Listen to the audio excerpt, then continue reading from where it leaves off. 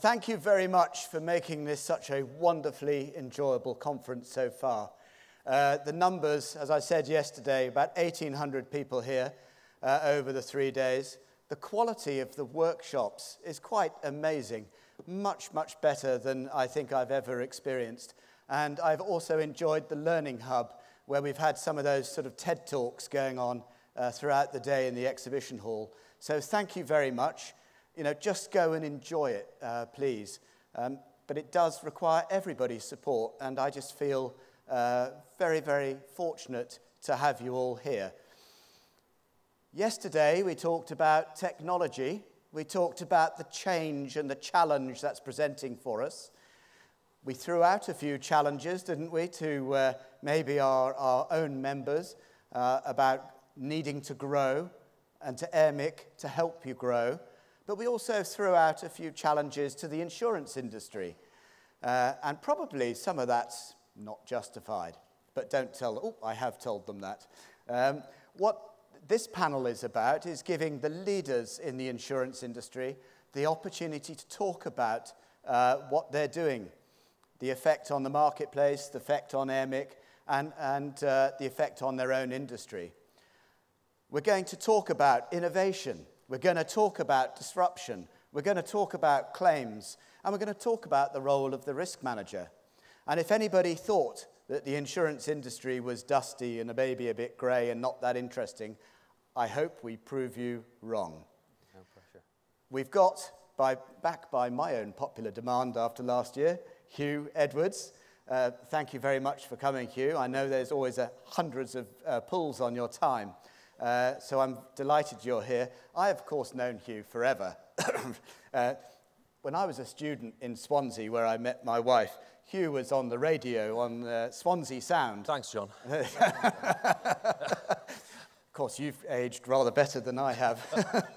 But no, so Huw's got a huge pedigree with the BBC.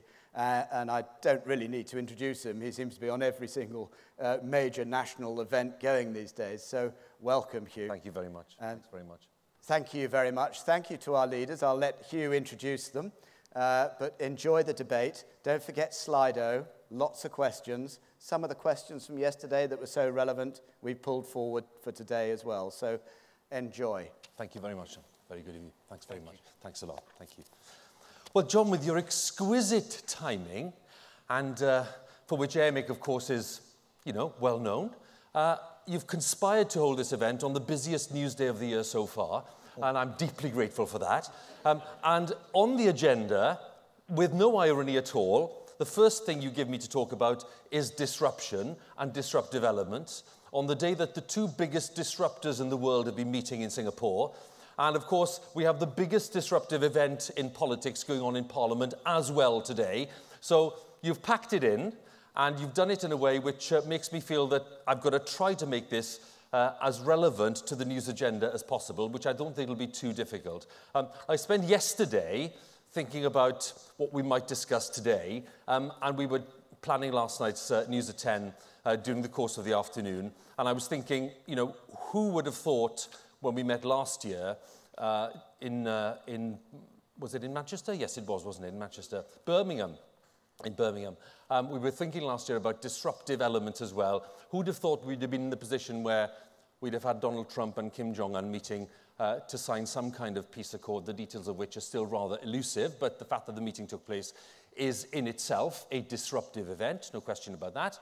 And of course, we're still in the position where no matter how you voted back in 2016, Brexit is still dominating our political agenda, and it is posing big questions for business up and down the UK, and indeed businesses in other parts of the world who are wondering what kind of trading relationship they'll have with the UK, not least in financial services going forward. So it's a very, very big and challenging debate.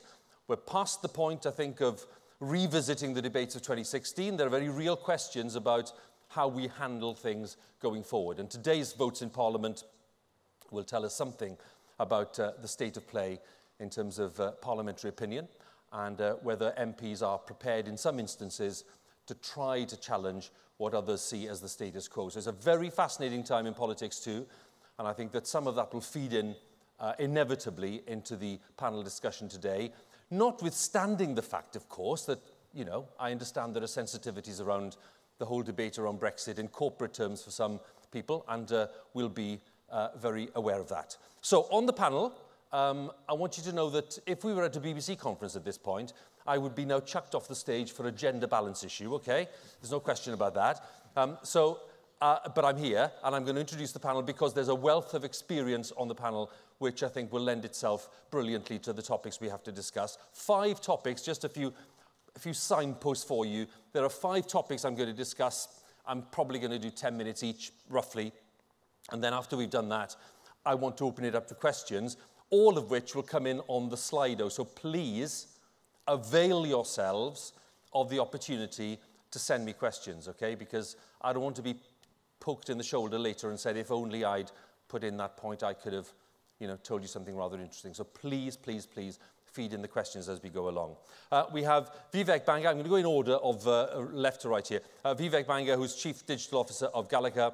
Chris Johnson from FM Global.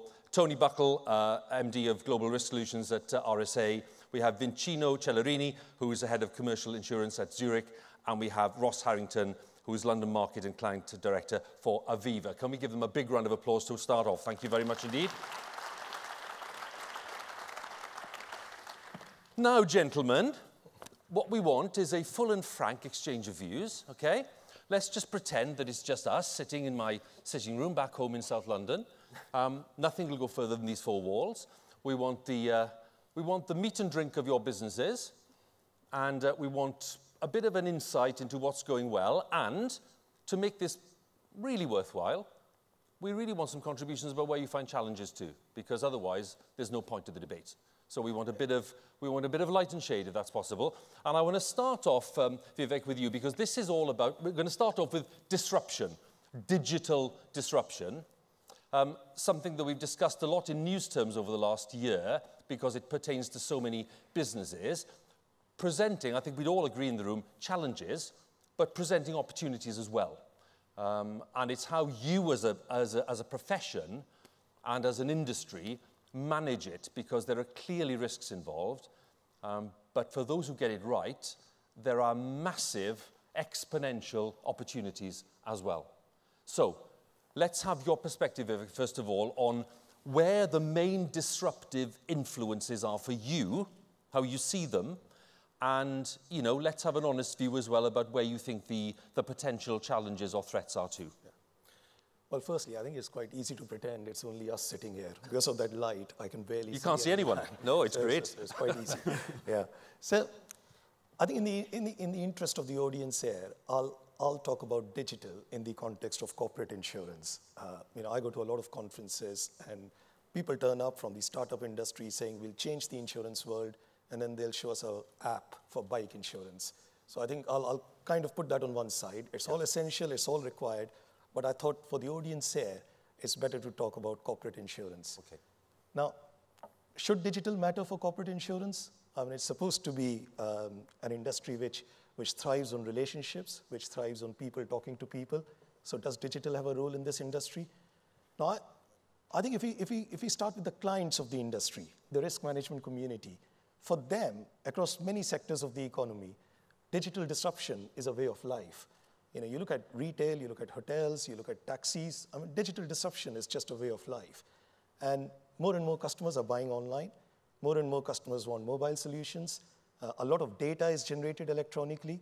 Information just whizzes past social media. Kids in bedrooms can hack into your systems. So digital disruption for a lot of our clients is just a way of life. And if that is so, and the industry is partnering with them, offering them risk management advice, risk management solutions, I think, first of all, it's quite essential for the industry to educate itself on digital, to follow what's happening, because technology is evolving at such a rapid pace that if we don't keep pace with it, how can we advise our own clients in terms of the kind of solutions that they would need? So that's one side of digital in my mind. And then the other bit, of course, is, can the industry adopt digital more? You know, can it improve its practices? And yes, you know, it is relationships driven, it is people driven, but we all know there's a lot of process in the industry. You know, there's a lot of paper being pushed around, there's a lot of process, it takes a lot of time to collect data at times. And I think it is some of these kind of opportunities, which, for example, the startup community, which is well-funded from the investment community, is beginning to look at. I mean, a lot of investors are describing insurance as pretty much the last big sector that is left, that is described as ripe for disruption. But I have a slightly different view. I actually think because of the fact that relationships and knowledge matter in this industry, I think some of the most creative examples of disruption could well come from partnerships between incumbents who have got access to data, who have got access to relationships, and the technology providers. Now, you might say culturally, those two sides are miles apart. You're talking of a traditional industry culture with a lot of traditions, and you're talking of the fast-moving, agile, experimental culture on the technology side of things. But I'm already seeing some momentum in terms of the two sides wanting to collaborate, wanting to partner, wanting to work together. Because frankly, there's a bit of realization, even within the startup community, that this is a difficult sector, and it makes sense to actually start working more with the incumbent industry players and start helping them to make their operations more efficient. So I think we get some of these partnerships working together, the industry becomes more efficient, and as I said earlier, we can also help our clients manage their own evolving risk profiles far more effectively. Is there something about the culture of the industry that makes it rather more reluctant or less responsive in this area? I think, to be honest, I think there has been less pressure. So if you are in your industry, in media, if you are in hotels, if you are in taxis, I think the disruptive pressure has been much stronger. And as I said, because of the fact that this is a more complex end of insurance, it is relationships and data-driven, I think the disruptive pressure has been lower so far. But the thing with disruption is you can never say never. And will technology keep changing? It will definitely keep changing. Will customers demand more digital solutions? Why not?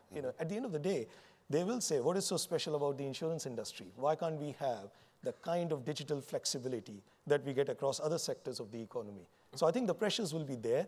It's just that they've been a bit slow to develop. When will they be at their most acute? When do you think those pressures will build to a point where you will see change which is really noticeable as opposed to change that is more gradual and less radical? I said 3 to 5 years, even 3 to 5 years back, but I think I'm more confident now. I think there is good momentum now, largely because technologies are becoming so much easier to adapt. Without boring the audience, cloud computing, etc. It's easier to just get a bit of kit, get a bit of technology, and start experimenting with it. But culturally, for the industry to get into that mindset to say, okay, let's pick up a new emerging technology here, let's pilot it, let's see, does it give us some returns? If not, let's ditch it and let's move on to the next one. I think that cultural shift is quite significant. Gentlemen, who else would like to talk about disruptive elements and what concerns and exercises you? Robert, you go ahead. I think we're right in the middle of many of those disruptive elements. And it's interesting, when you're living history, you don't always notice it. Things are changing as we sit there. The explosion of data, which I'll talk about shortly. The events of today that you open with, Huw. We're right in the middle of a changing world. And we're a microcosm in insurance. But you look at those disruptors. You mentioned the meeting in Singapore. Who would have predicted that 2 years ago?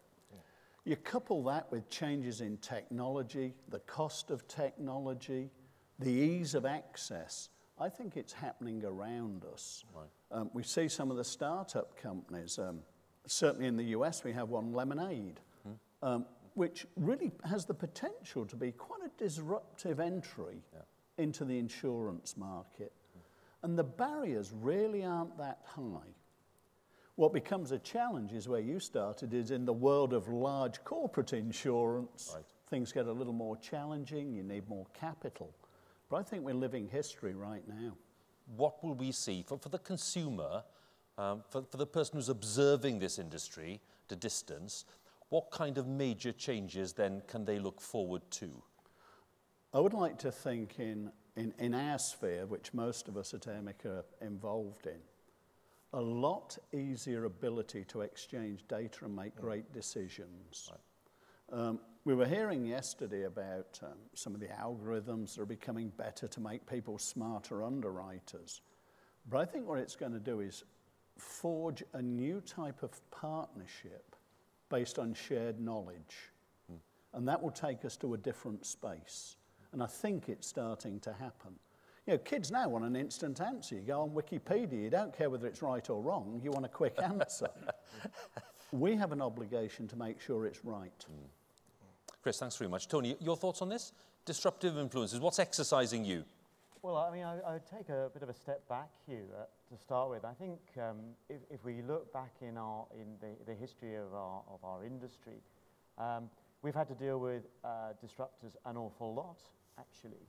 And if you think about email and how that has enabled very large submissions to now be distributed, you know, very much around the world rather than within a particular, you know, physicality. I think that has really challenged certain traditional models. When I first went into the London market, everyone was wandering around with massive wads of paper under their arm. So email had an enormous effect on that and globalized the industry. I think we have to, though, turn around and say, well, are there limits to that disruption to some extent as well? The regulation that rightly is imposed upon the industry, because you don't want to have insurers who basically deal in promises, failing left, right, and centre and disrupting society themselves. So we have to deal with a certain amount of regulation. And I think that's why where we've seen the disruption so far has been mainly in the distribution space, where people have looked for sort of price comparison rather than in the fundamental space. And I think that's where actually it needs to be more exciting.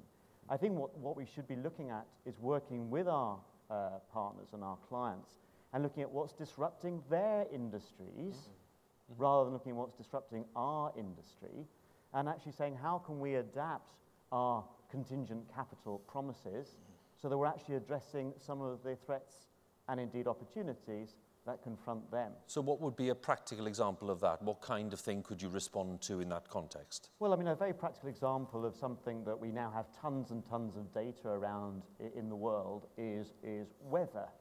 Weather stations have been collecting data hundreds of years. It's very, very instantly accessible.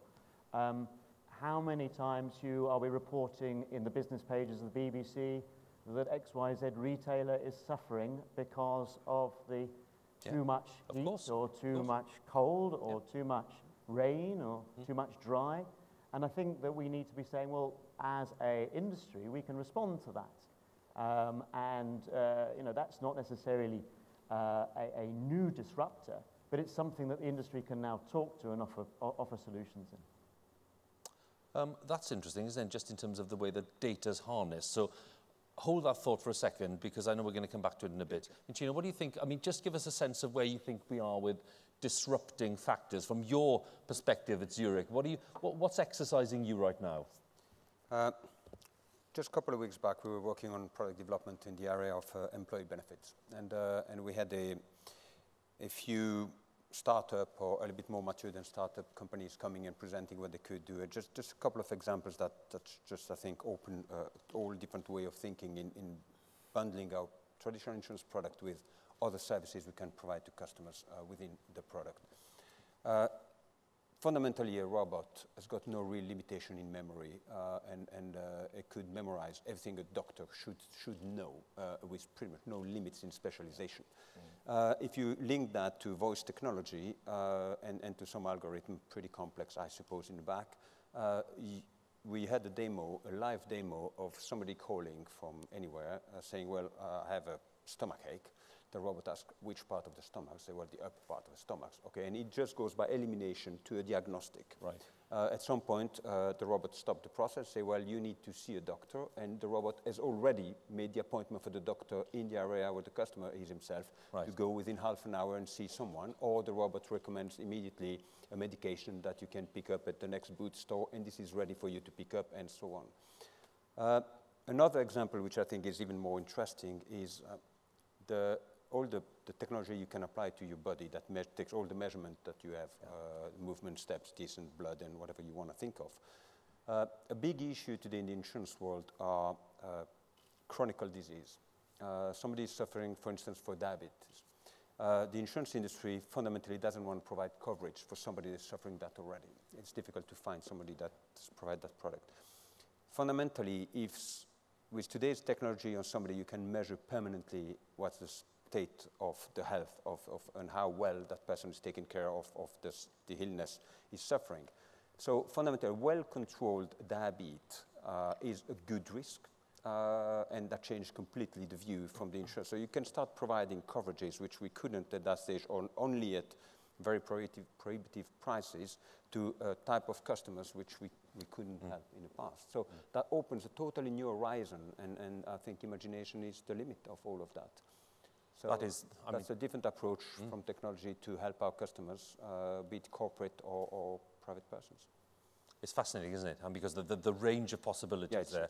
I've got to say, we had one terrifying, I probably shouldn't say this, we had one terrifying presentation at work from, I will not say where this person was from, they're a very, very well regarded part of the scientific community, who came along with a set of tests which they'd perfected, which essentially means that they can say with really a high level of confidence what illness you're likely to develop at a certain point and what age, and indeed when you're likely to pop your clogs.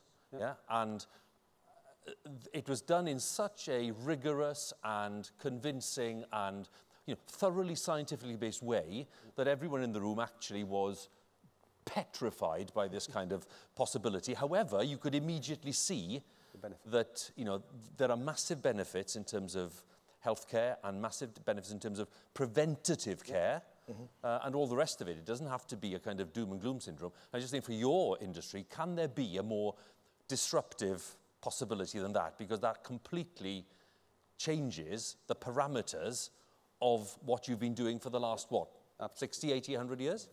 It's amazing, really, isn't it? Okay, last thought, Ross and you. Disruptive. What are you thinking? I think we've been well covered throughout the panel for this on that, and I agree with most of them. I think I agree with Tony as well. I think key for us, especially in the corporate space, is what's disruptive for the customer, not necessarily disruptive for us at this stage, and working with them alongside that. There's some disruptors out there in terms of risk prevention as well. With sensor technology and various other parts to that to improve risk with some of our corporate clients. But I know Vivek didn't touch on it, but also in Aviva, within the larger personal line space, your insurtech companies out there, your big Amazons and the like, they are looking to disrupt the market. Do they want to go into that space? Do they want to put capacity behind it? Do they want to partner with somebody? And the question is, would you want to partner with somebody who potentially is going to eat you for breakfast the next day? There are, I think, from an Aviva perspective, in the areas we've covered, they're some of our concerns. There's one question here, guys. Of course, I've announced my plan, and I'm going to break the plan, aren't I? Because there's a question here about blockchain, and it says, do you envisage that blockchain solutions as a disruptor will severely disrupt the role of the broker in this instance? Blockchain, I have to say, something that we've tried to explain many times on the news with varying degrees of success. None of them over 50%. With blockchain in mind, and of course you will all have a perfectly calibrated definition of blockchain ready, I'm just wondering, does anybody want to just tackle that blockchain question as a potential disruptor? Do you want to have a go at that, Vivek? Yeah, sure. Yeah. I think we're all forming our views about blockchain, and you're absolutely right. You talk to 5 people about blockchain, you get 5 different definitions. And I was having a chat with someone earlier today that I read an excellent article the other day arguing against blockchain, and I found myself equally convinced by that as well. Right. We are beginning to see some pilots in blockchain. I think there's one in the marine industry that has been well trailed recently. In my mind, I thought blockchain was more like a trusted source of data where different parties who, by the nature of their roles within the industry, have a vested interest not to directly exchange data with each other. They can all throw it into a blockchain, and it becomes a trusted sort of data source. So simplistically, that's the way I've understood that, which means, in my mind, there's nothing more than a very slick and hopefully not hackable data repository. Now, the role of the broker, on the other hand, is around advice. It's around risk management. It's around the points we were making earlier, that in the corporate sector, if people are getting disrupted, what kind of covers do they need? Now, a mechanism to exchange data versus advice on how to manage your risk, I think those two things are completely different. But with blockchain, I mean, it's one of those fascinating parts of technology which we will have to keep watching over the next few years. Okay, well, look, we're kind of overlapping a bit with big data, and Chris, this is going to be one of yours, but can we kick off this second section then on your thoughts on the way that this industry is managing big data, the challenges around that, where it's going well, where it's not going well, and kind of what changes do you think might need to be made? I think we're again at a fascinating time. The richness of the data that's coming in is just exploding. Yeah, there are all sorts of statistics. We've gathered more in the last 2 years than the last 5,000, and on it goes. In some ways, though, it's like being in a snowstorm, looking at all these snowflakes and trying to pick out patterns. And that's going to be the trick. It's what you do with the data, not necessarily the acquisition of it. But the first part is we've now got it, which is kind of interesting. The second part, and much of it's propelled by the gaming industry, not gambling, kids playing on their computers. Yeah. Computing power now is dirt cheap. You know, if you want to buy enough of it, whether it's, we share some time on the US supercomputers to do modeling and what have you, you can get access to that. The trick, though, is going to be the algorithms that deliver value. And I'll give you a quick example from our own company, and I'm sure it would apply equally to healthcare or employee benefits or anything else. We employ engineers to go out and look at facilities. They gather roughly 700 data points on every visit. They make about 100,000 visits per year. That's 70 million data points. How, as risk professionals, can you take 70 million data points and make sense of it? It's a snowstorm. And so the trick is to create an algorithm that can literally tell you, here is the place where you're likely to have the loss. It's a highly probable event. And better yet, here's what you can do about it.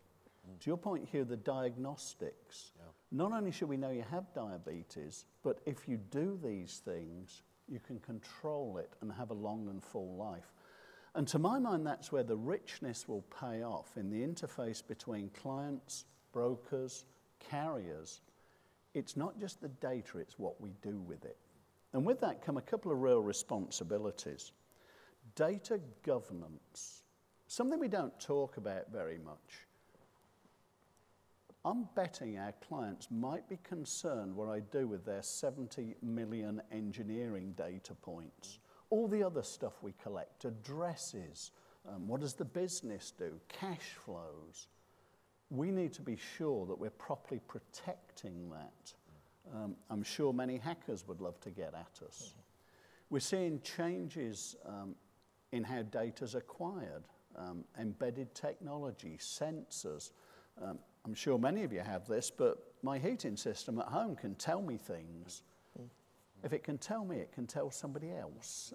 So there's kind of some scary stuff. But the other part for me with data governance, you can trust the data you've collected yourself. But what about the other inputs that come in? Again, yesterday we heard about an algorithm that can draw in stuff from government, from the public domain. It's very difficult to make sure that you maintain the integrity of that data. And I think that's going to play out big time, that those who have it, have the algorithms and the ability to exercise governance are probably going to be the ones that create strong client relationships. I think as we look at this, and I'm sure you see this, there are so many rabbit holes you can rush down in. What do we do with all this stuff? Wow, that looks cool. We'll have bicycle insurance or whatever it may be.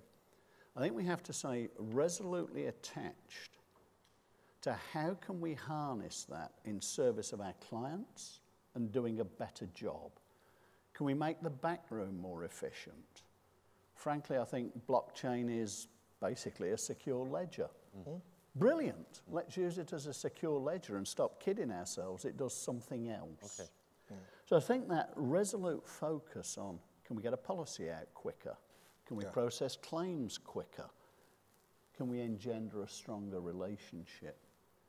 I think then the last piece, and it sounds kind of corny, but people do business with people.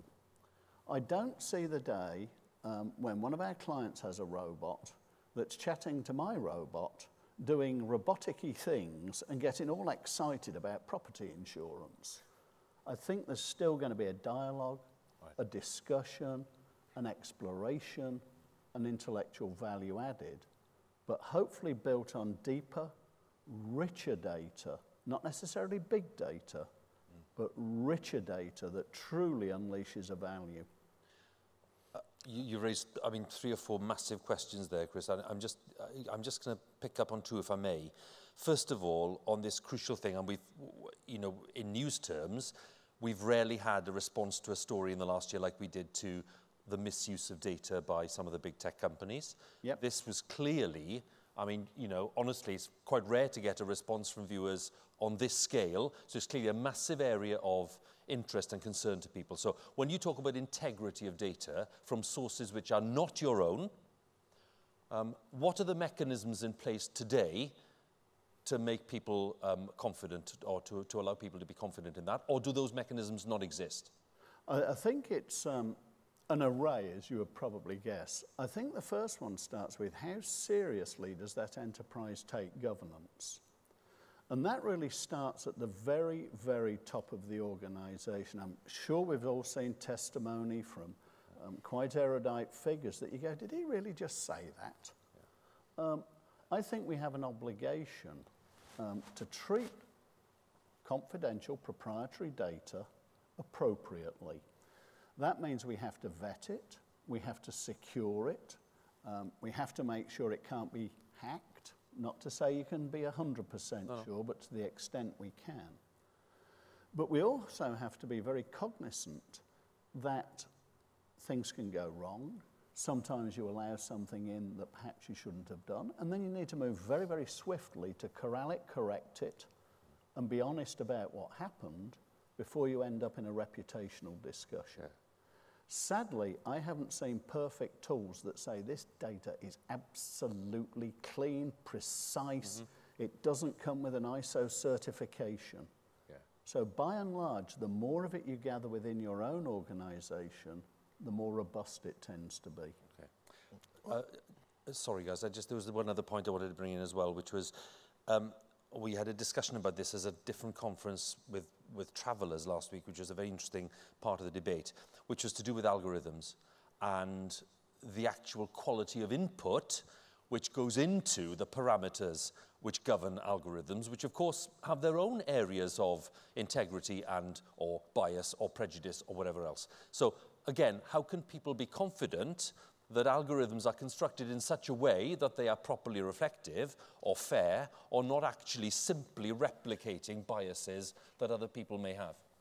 I think a part of it is certainly what we would do and have done is if we're creating a new algorithm, we'll have it run in the background for a period of time to be able to verify the robustness of the algorithm.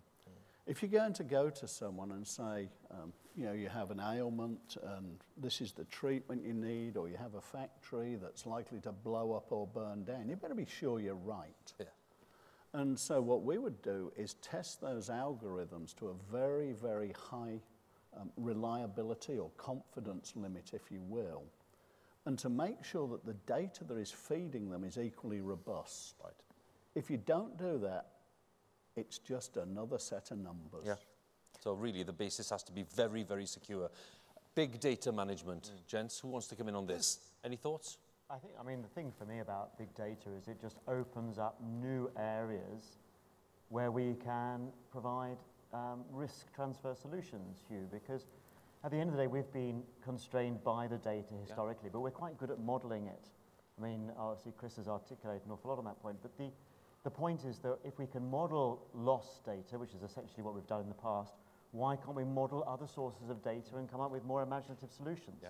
And start getting into other areas of risk that traditionally we've sort of fought shy of. So I think it does open new opportunities. My question is, do we have the imagination to walk through that door and actually grasp them? Do we? Well, somebody else does, though. You know, so Chris made that distinction between internal data and external data.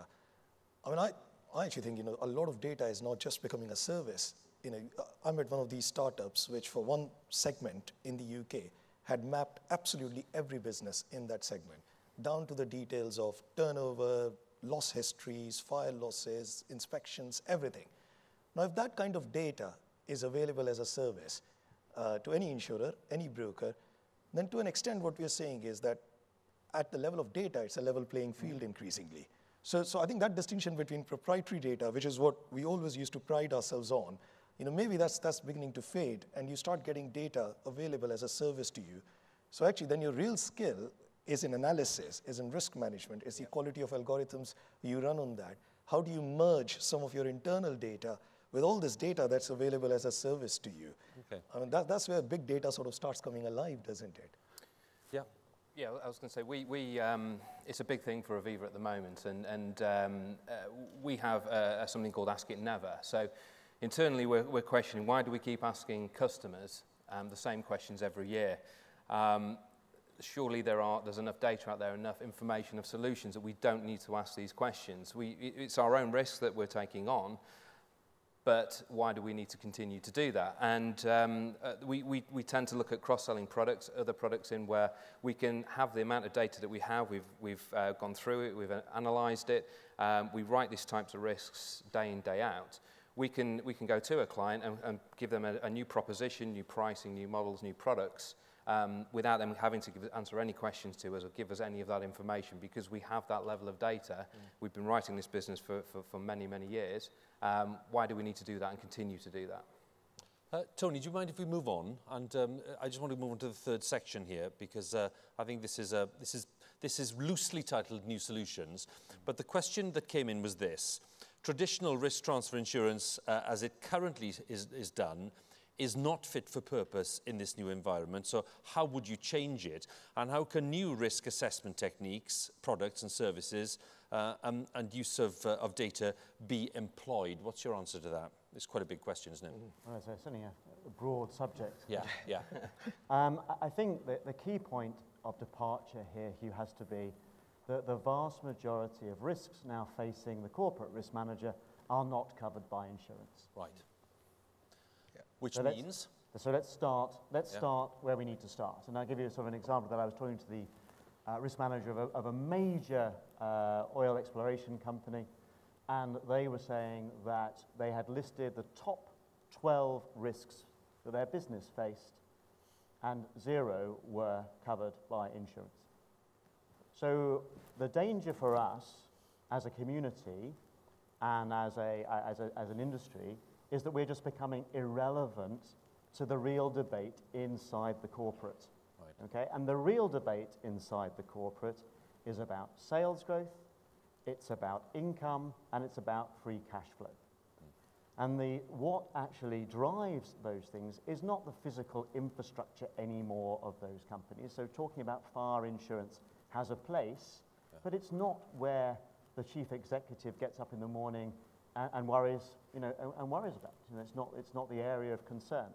So the question I would have for conference would be, well, what conversations are you having with the corporate suite of your companies? How many times are you chatting to the CFO of your companies? How many times are you chatting to the CEO of the company? What sort of risks are they asking you to solve for? And if the answer comes back that actually they just want me to buy the same traditional insurance products as I've always bought for a slightly lower cost than I bought them last year, I would argue you're no longer a risk manager to that corporate, you're an insurance budget holder. Okay. Yeah. And I don't think that's a particularly attractive place to be. Yeah. And I think we've got to actually, as an industry, come together and say, well, if we want to actually be relevant to the corporate agenda that's out there, we've got to start thinking about solutions that actually cover some of these broader exposures that these companies are now running. And what evidence is there that that process is underway? Well, I think it's underway in the sense of we're now talking the right talk about the need for dialogue and the need for partnership and the need for transparency. And actually big data, as Chris has articulated, is helping that, because we have much more transparency and a whole load of other exposures than we could ever have hoped for traditionally. So I think in a lot of ways the door is open. What's very important is that we have the imagination to say, actually, I want to do things differently now to what I've done in the past, and I'm going to go and have conversations with my C-suite, not about insurance, but about what risks and, importantly, what opportunities are there out there on the, in the landscape that this company wants to take advantage of. And then we're starting to challenge insurance, which at the end of the day is just a contingent capital provider, that's all we do, to use its great modeling capacity to start providing and tailoring solutions into that debate. Because then we become relevant to the CFO, then we become relevant to the CEO. And to end on a sort of sobering point, how easy is it for the insurance industry to get in to see the CEO and CFO? I would argue it's still quite difficult for us to get in. How easy or difficult is it for the investment banking community to get in to the CFO, the CEO? My guess is they would get in within the next couple of weeks. Right. And we've got to be in a situation when Vinicio, when Ross phones up a corporate party and says, we need to have a high-level chat because we've got something very exciting to talk to you about. That call is taken and that call is acted upon. And until we've got there, we're not strategic. Yeah. I think on my point later on, we'll be talking about the evolving role of a risk manager. The bit I'll be talking about then is not necessarily on your commercial general insurance products. It's more about how tying that into health and life and employee benefits, but we'll come on to that later. But I completely agree with your point there. We need to work with the customers to develop these solutions. We need access to the right people. It's not just insurers, it's brokers as well, who need to work in partnership with us to develop the right products. And we need customers who are prepared to pay for them as well, as much as anything. We've attempted this in the past, and for whatever reason, it's not had all of the investment from the customers, from brokers, etc. I think we've all got a big role to play here in building the right products, the right proposition. So what's been the so just to pick you up on that, what have been the obstacles to making progress in this area in the past that you'd pick out? I think Tony touched on it, where we're not getting a buy-in necessarily from the client and from the general insurance market. And what's the reason for that? They're not seeing the products will add the benefit that we're suggesting that they should and will have, and they'll go with their traditional products. So is that the fault of the product, or is that the fault of the explaining around the product? I think it's a bit of both. I think we need to, as Tony's touched on there, we need to develop the products a lot stronger. We need to have the backing of the brokers to help us in pushing those as products that these clients need. I think Airmic have got a big role to play in this for us as well, in helping pushing both parties together to start to develop that. Vinicio, what's your thought on this? What's your perspective? A bit mixed views. I think the insurance industry and Zurich being part of it is certainly risk averse towards what we don't necessarily understand very well or can't model very well. So there is a big part of that problem certainly on our side. I'd like to give more credit to risk managers of this world. I think most of the people I meet in the market, they understand very well the strategic directions and the strategic challenge of the company they represent. And I think we can have at that level a very good level of dialogue to help us doing that. It's a bit of a catch-22 situation for the insurance company. The base of what we do is statistical data. When you want to enter new fields, you have no history, you have no statistical data, so we become very prudent, very shy. And because we're prudent and shy, we don't bring the real value the customer would have an appetite to buy. So the way forward, you're both right, is certainly hand in hand with the customers to find those avenues. But it's not an obvious way forward. It's okay. Chris? Not an easy one. I think there's maybe a way to reframe the paradigm. To think that all we provide is contingent capital. It's not really a surprise that you're not going to be welcomed immediately into the C-suite. I think we've got to look at a way to really add value to the business above and beyond that. And you're absolutely right. We're an industry that thrives, actuaries, looking at past losses.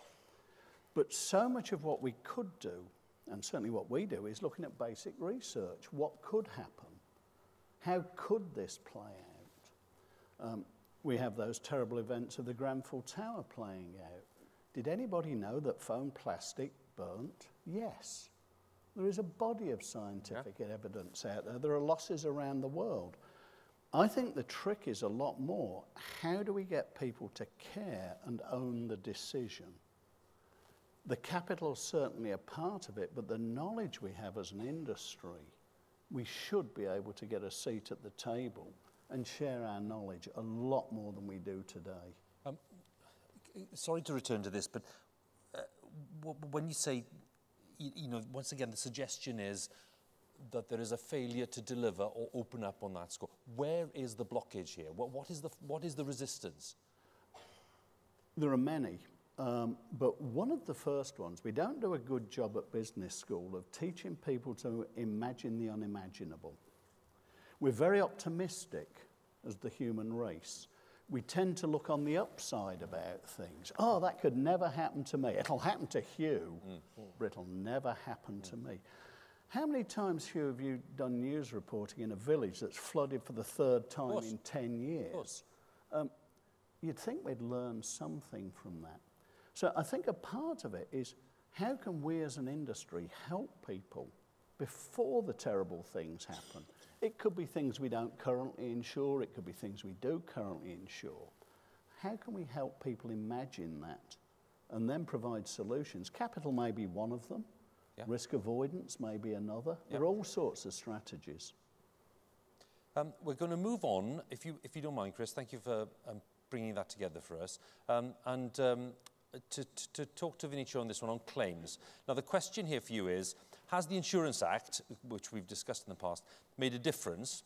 Or indeed, you know, let's have your sense of what difference is made. And has it changed the number of claims that fail, or why claims fail? So again, that's a fairly broad question, but really we're talking about the impact of the Act on claims. What's your sense of it? Okay, so a couple of disclaimers before I start. That disclaimer. It's fundamentally, potentially a very legally oriented issue, and I'm not a lawyer. Second, because it has a very strong legal aspect, the limitation of English being a very foreign language for me, I might use the wrong word. So don't quote me by the word. I'll try my best on that. The short answer is no. A more evolved, a more developed answer would be, this has been put in force in August 2016, so we have less than 2 years time to observe the developments. If you assume that those, in order to really observe the evolution, those cases or some cases needs to go to court to make to create the precedent and to really show the shift. There haven't been enough time for that to happen yet. So any assumption we take yet based on what we've observed needs to be really taken with a very big pinch of salt. But so broadly, we, from a Zurich perspective, we haven't seen or felt any difference fundamentally. I've read recently a study made by a law firm of our partners. They just picked 4 cases that happened before the law went in force, and they placed that in the new context, 5 cases. Out of 5, 1 would have had a slightly different income, all the other 4 would have been the exact same income. Okay. So it hasn't moved the needle significantly in any way, shape, or form for us. On top of that, for the customers we have in this room, so large, mature, professional buyers of insurance, I think all the assumptions that have been made by the law that's been put in force, they were valid before. I think the declaration of or disclosure of events and all those things that came with the new legislation, they appear pretty obvious for a mature population of buyers. So I wouldn't expect it to move the needle significantly for that specific segment of customers. Ross, do you share that? Yes, I do.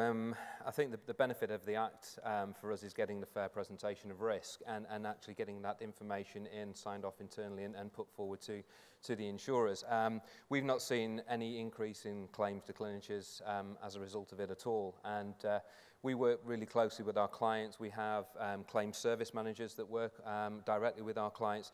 And we do claim scenario workshops and testing before that helps speed up settlement. So all of this, through the Act, we've not seen any change in that at all as of yet. But as Vinicio said, it is early days. But I agree, we're seeing the same situations within Aviva as Zurich. But just to underline, in line with your expectations? Is that when the Act went through, and in the way you read it and the way that the potential impact of the legislation was as you read it at the time, it's not really changed your view? From a claims perspective, not at all. From a claims perspective, not at all. Thank you very much.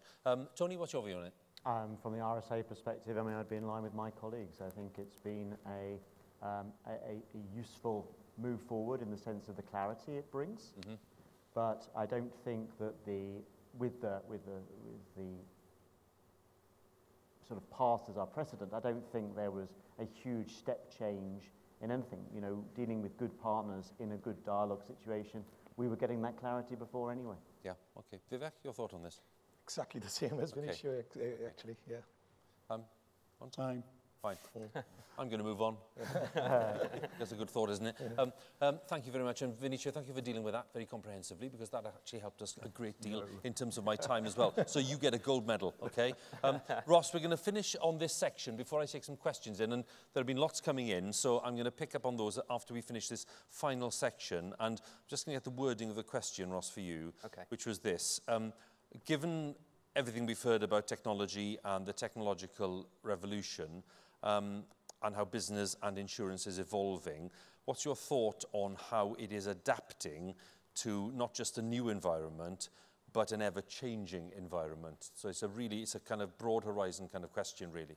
It is very broad. But what I wanted to focus on here was, as I mentioned when Tony was talking earlier, it's the evolving role of the risk manager. And the bit I wanted to focus on here is how the risk manager and insurance buyers can start working more collaboratively within their own businesses. So historically, a risk manager would be looking after their general insurance products, their properties, their vehicles. HR would be dealing with employee benefits or pensions or healthcare. And finance, your finance director would be signing off all of these pieces. But all of these areas are working independently, but they're all insurance buyers.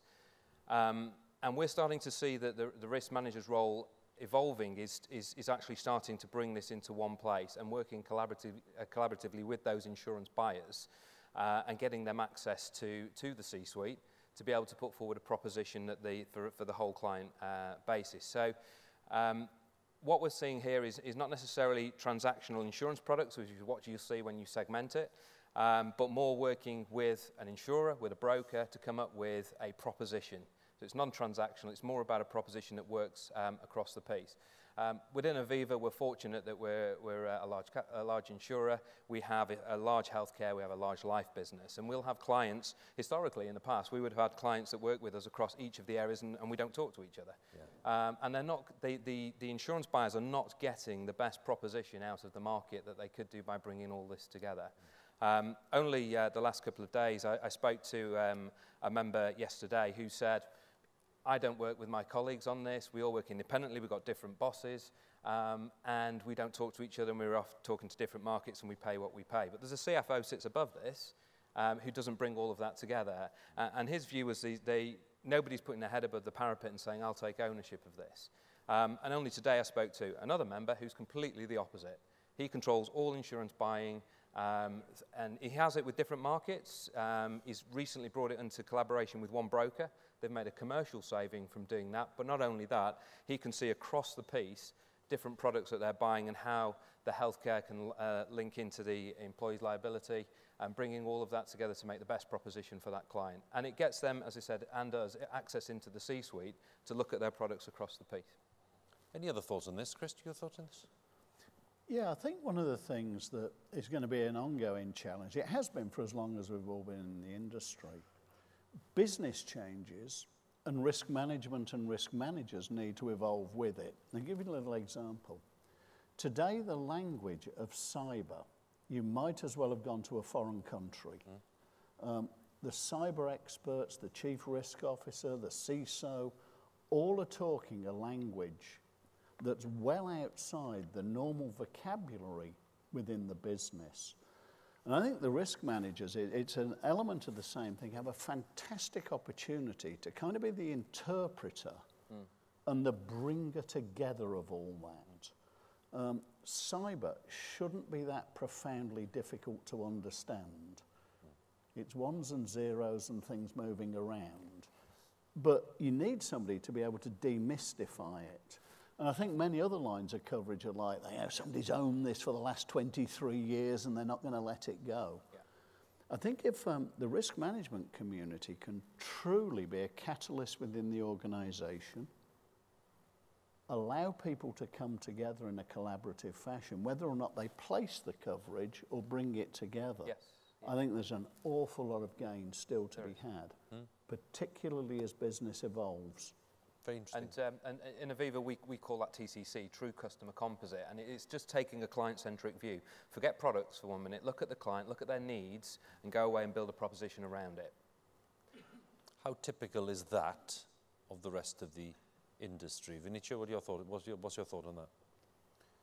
Well, in order to be able to do that, you first of all need to be active in the whole spectrum, from life to non-life. So that limits probably the number of players in the market who can do that to start with. But I would guess that the ones who can, they go down that road, certainly.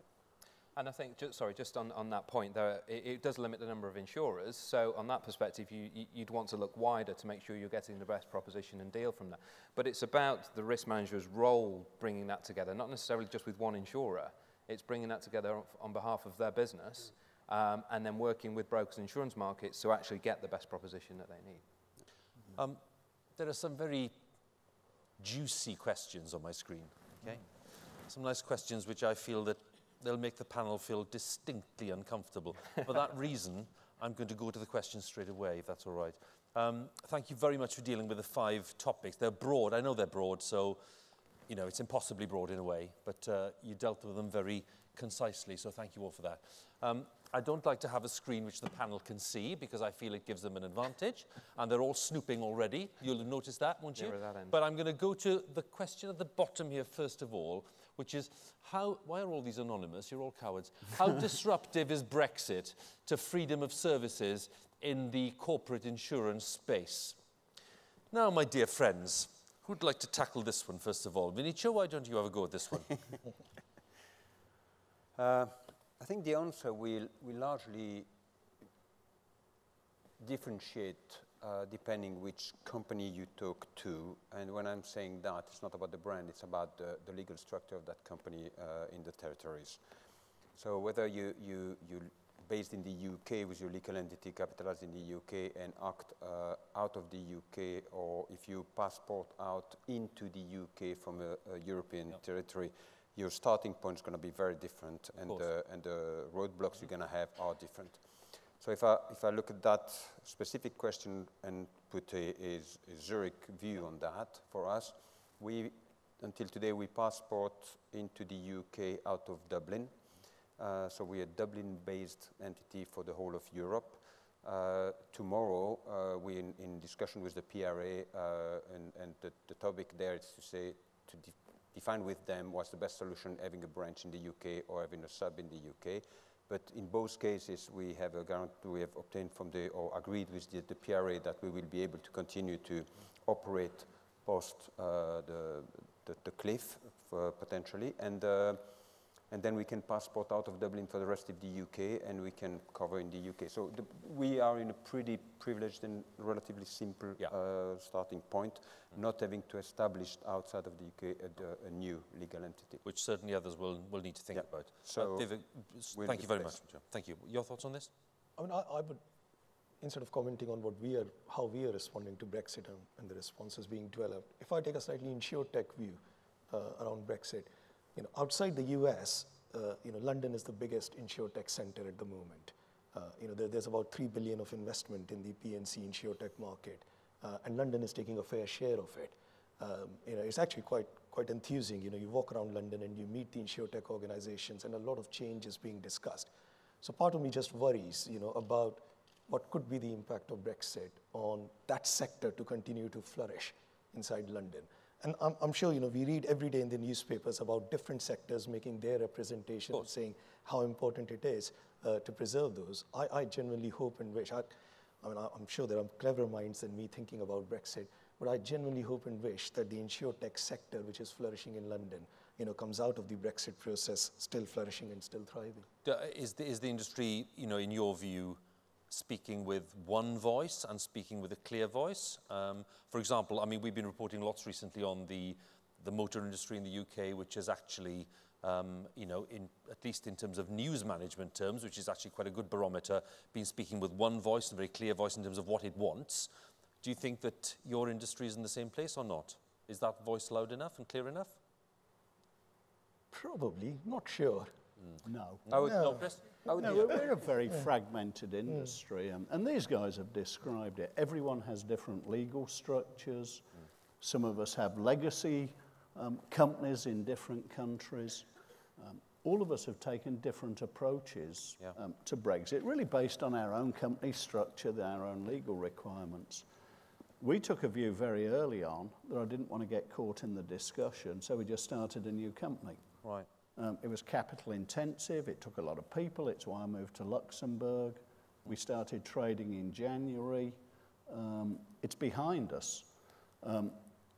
I'd hate to be sitting there right now, though, wondering what the result of the debate in the House is going to be, and then wondering how Monsieur Barnier and his colleagues are going to respond to it, and then trying to figure out how you deal with it. It's hugely uncertain, isn't it? It's a distraction. It's cost us money. We employ more people than we did before, and we have legal entities in different places. But that's what you've got to do if you want to serve clients. I think we'll all have different solutions, but we'll all find a way to do it. But to your question, I think it's a good opportunity to salute and to thank. I think the ABI has done a very good job in lobbying the government. I think the CBI also is doing a good job in doing that. Whether from a CBI perspective this is enough insurance specific, obviously they have conflicting interest. But overall, I think, behind the scene, I think there is a good job being done, honestly. But given what we've heard, Vinicio, I mean, you know, you've explained the legal framework around which you're operating.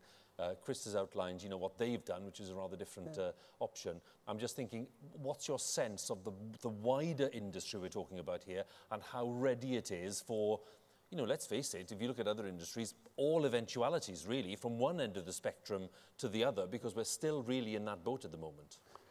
But independently of the situation you have to start with, I think there is a common denominator, it's the regulator in the country. And back to the question of are we doing enough as an industry, I think the PRA so far has demonstrated attentive and understanding of the challenges we face. Okay. But we all need to understand the complexity in which the PRA finds itself in the political environment they're in.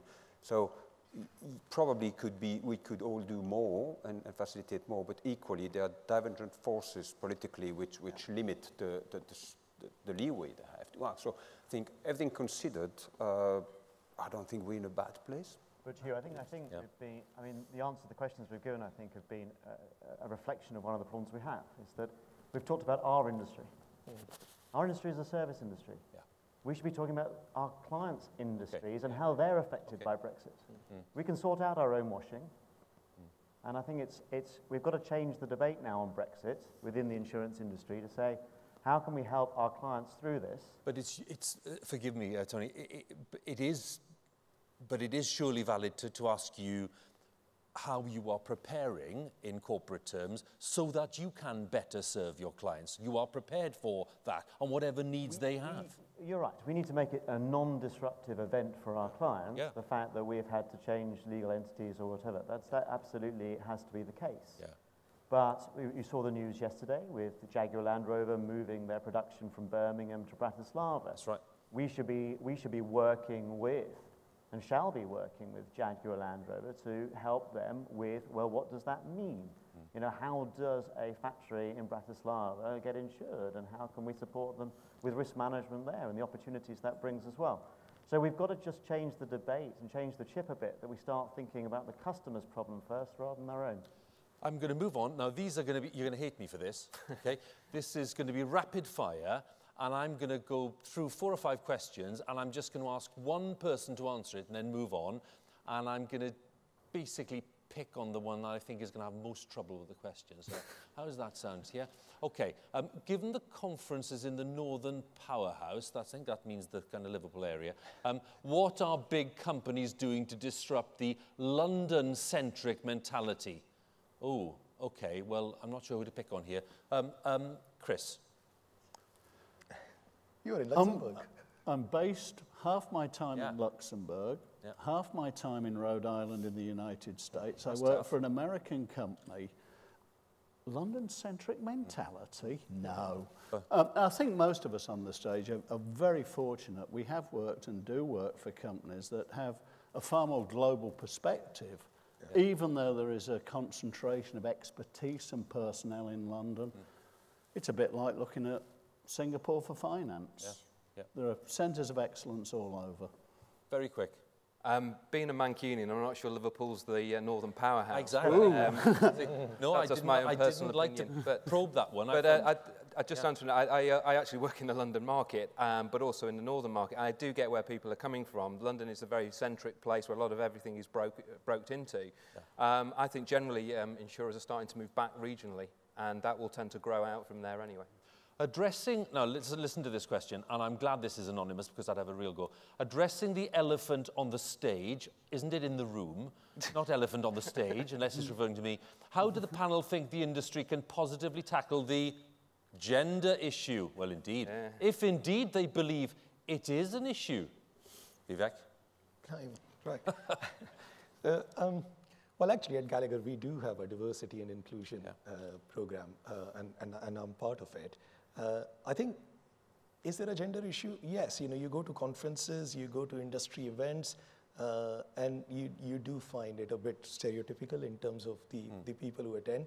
But if I can make one observation, I was at the Aviva Conference in Manchester 2 weeks back, and I was one of the judges for the hackathon there.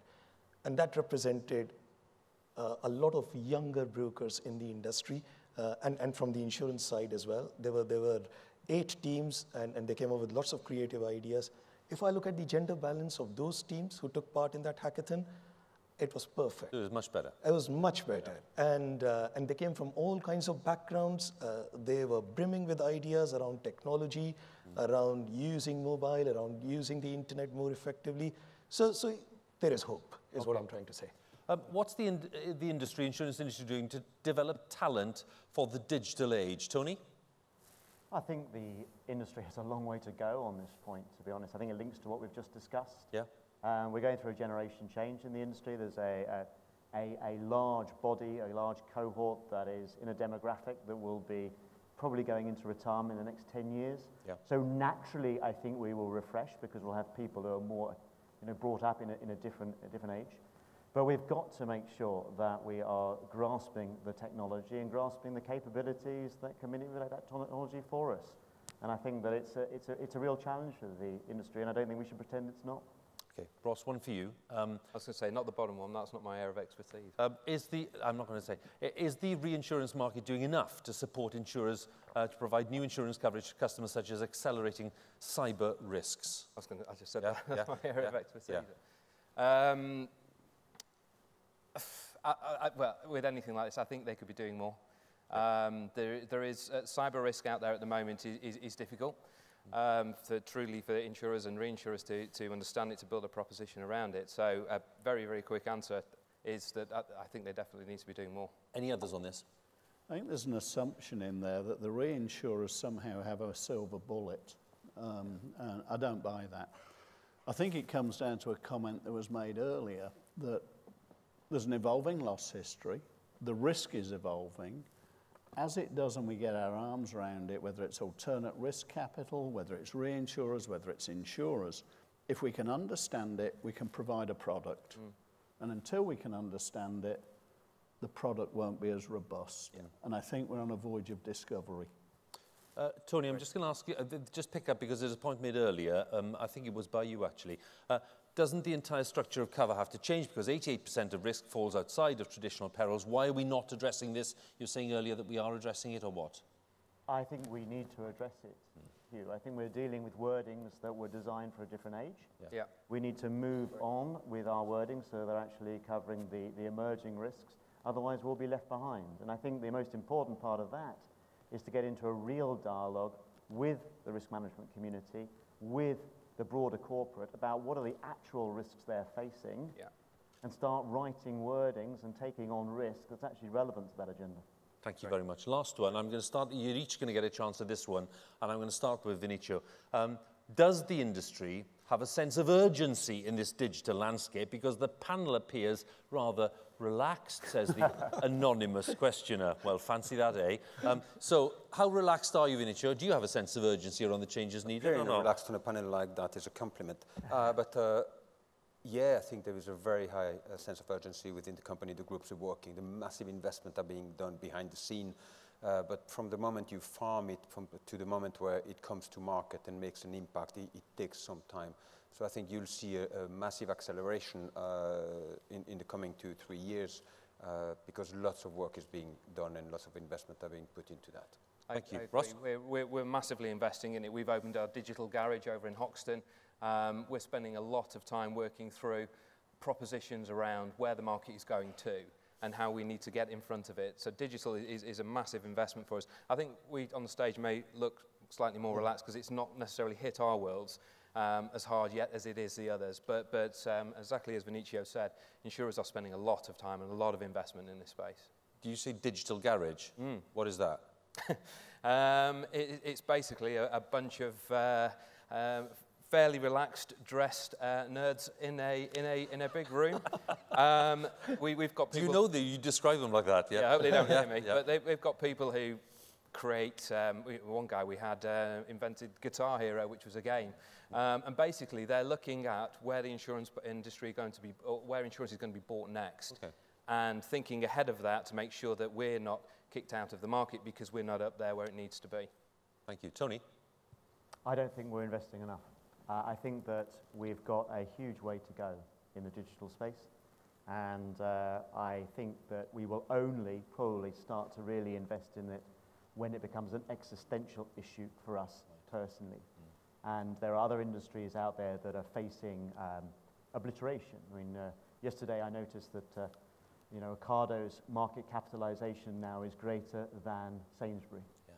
So, online is an existential threat to the retail space. We read about that every day. Has it become an existential threat to us yet? No. So I think we need to raise our game in terms of urgency here. Very interesting. Chris? I think like the others, we do share a sense of urgency, even if we might look a little relaxed up here. And I think there are several areas to it.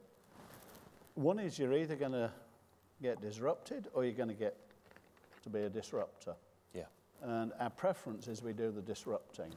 That means that you've got to do something different yesterday and tomorrow. And it's tomorrow that's the most exciting. We have to find new ways, new things to do. I think everybody on the panel's described this in various ways. Part of it will be a business transformation.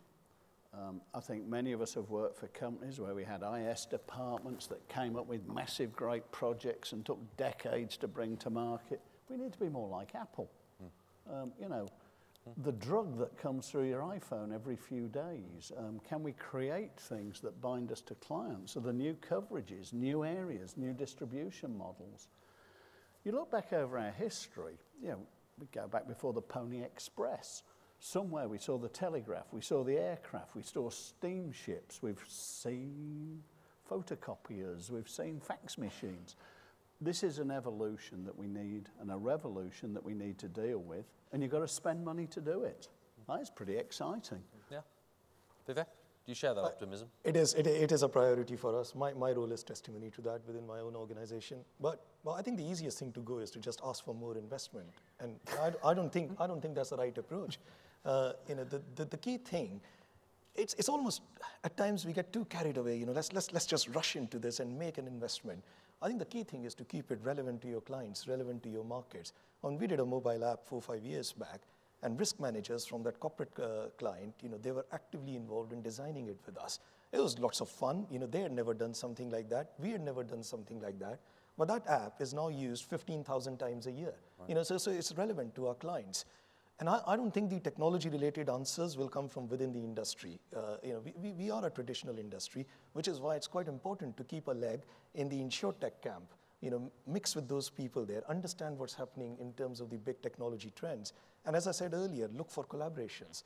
I don't think they will be able to just solve all the problems on their own. They need our data, they need our relationships, and we need their curiosity and that willingness to collaborate with them and come out with the right solutions. It's definitely a priority. Gentlemen, that was a very elegant canter around a very big course.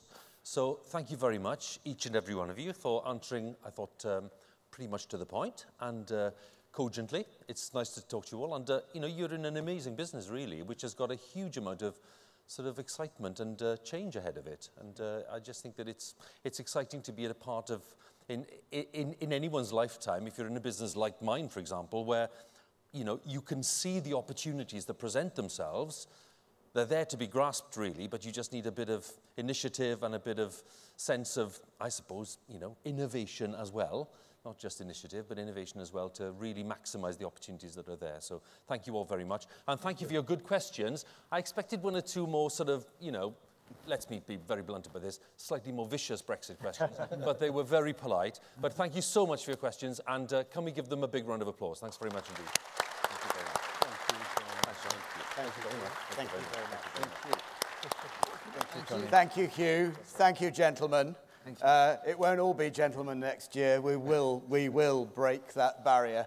But the experience end of the shop, it's hard, But the good news is it's growing. Diversity is growing, and we do have diversity of a sorts here. So let's not just think there's one paradigm of diversity. No. We got an Italian. So thank you also for your wonderful questions. It's true engagement. It's true engagement, and that's what we want at Airmic. We want a debate, and it's about getting that critical tension, isn't it, between the insurance industry and the insurers, the brokers, and the client organisations. That tripartite relationship needs to be trusted, but it can't be complacent. It needs to be vibrant. It needs to be tensioned, and because that's how we're going to work together and grow better. So thank you very much indeed. Thank you, John. By the way, that garage you've got, we've got an event there, thank you very much indeed, in September. So make sure you sign up for that, because that's going to be a really interesting day. Yep. And I can't wait to go and see it. But I'm going to have to grow a goatee beard. Why did I say that? I'm going to have to do it now, aren't I? No. I'm going to have to get rid of the suit and dress down for the day. Yeah? Eat sort of vegetables and things. Yeah. No stereotypes. I'll have to change myself. I am now standing between you and the bar. The Airmic bar is open, so please have a refreshment break and enjoy the rest of the evening. Thank you very much. Thank you so much. Thank you. Thank you. Very kind of you.